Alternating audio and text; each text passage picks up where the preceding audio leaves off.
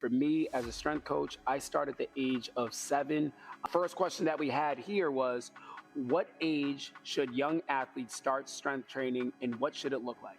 So this went crazy on Instagram. There was a lot of interest behind this because there's a lot of misconceptions about whether it can stunt your growth, if it was good for a child to start earlier, or is there a better benefit for them to improve their gameplay before starting with strength conditioning. And there's some truth behind every myth. But the reality is, at any given age, there is an importance of getting started with some form of strength and conditioning.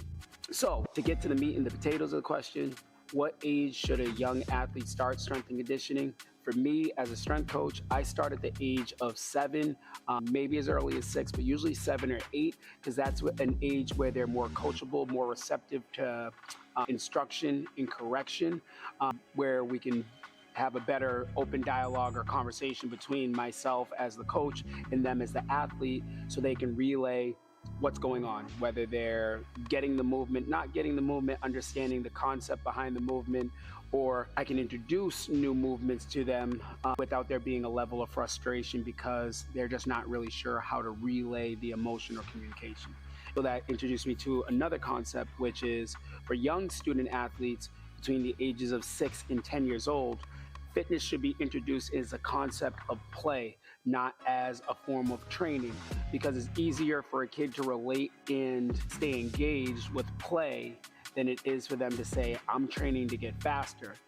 If you play tag, you're going to naturally get faster and build agility because the objective of the versus the idea that, hey, we're going to work on agility and we're going to do these cone drills. So for me, starting as early as 6 or 7, as long as they're able to accept instruction from a different adult than their parents, as well as the ability to be able to communicate effectively, which all can be found during an orientation or an assessment with a strength coach or personal trainer.